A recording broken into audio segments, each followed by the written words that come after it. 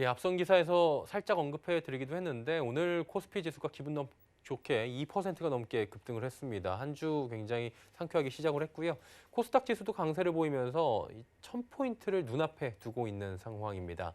상승 랠리를 꾸준하게 이어가고 있는 국내 증시인데 남은 한 주간 어떤 모습을 이어갈지 증권 배유한 기자와 짚어보도록 하겠습니다. 배 기자 나와 있습니까? 예, 안녕하세요. 예, 오늘 주식시장 굉장히 또 강세를 보였습니다. 시황 먼저 간단하게 짚어주시겠어요? 네, 25일 코스피 지수는 전 거래일 대비 2.18% 급등한 3,208선의 장을 마감하며 사상 최고치를 경신했습니다.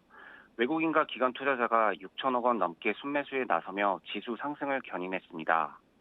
코스닥 역시 외국인과 기관의 동반 매수에 힘입어 2% 가까이 오른 999선의 거래를 마감했습니다. 예, 이제 천스닥 얘기 나올 정도로 코스닥 같은 경우 1포인트도 채 남지 않았습니다. 1000포인트까지.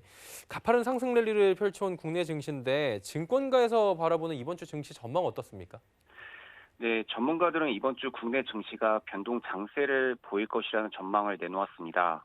금주에는 미국의 통화정책회의인 FOMC 미팅 그리고 국내외 주요 기업들의 실적 발표 등 대형 이벤트들이 대기하고 있어 결과에 따라 변동성을 보일 것이라는 분석입니다.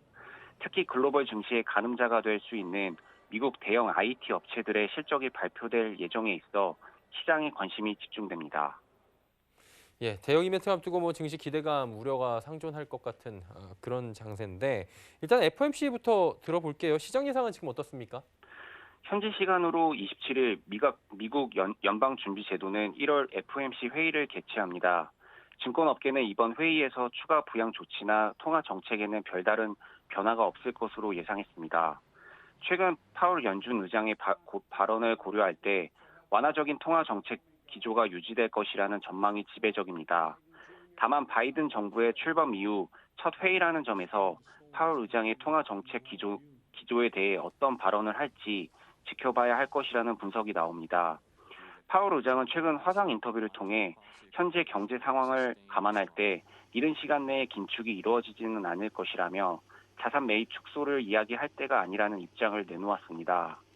이에 대해 한지영 케이프투자증권 연구원은 1월 중 일부 연준 위원들의 양적 완화 조기 축소 발언으로 인해 테이퍼링에 대한 불안감이 있었지만 현재는 상당 부분 진정된 모습이라며 1월 FOMC에서 시장이 쇼크를 줄 만한 내용은 나오지 않을 것이라고 전망했습니다. 그리고 요즘에 잘 달리고 있는 미국 기술주들 이번 주에 이제 실적 발표 앞두고 있다고 하는데 전망 어떻습니까?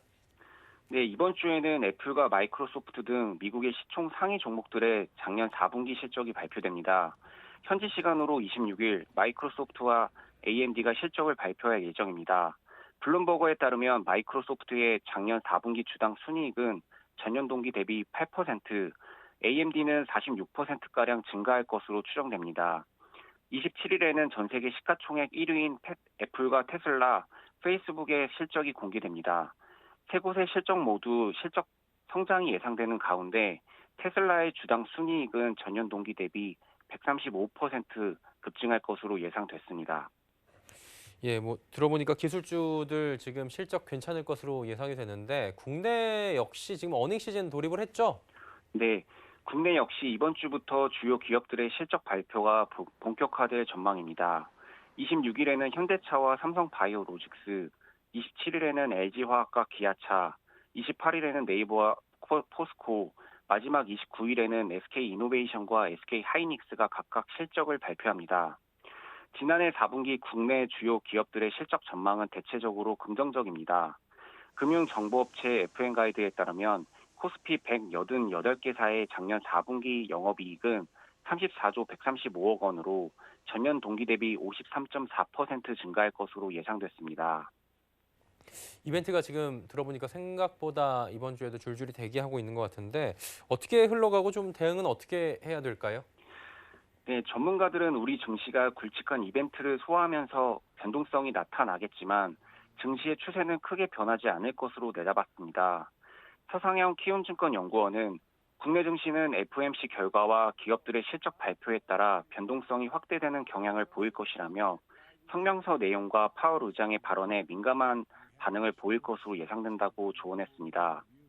한지영 케이프투자증권연구원은 현재 증시 주변 상황은 기초 체력과 수급이 크게 악화되지 않은 상태이며 변동성만 클 뿐 지수의 하단은 크게 밀리지 않을 것으로 예상되기 때문에 포지션 청산보다는 유지가 적절하다고 분석했습니다.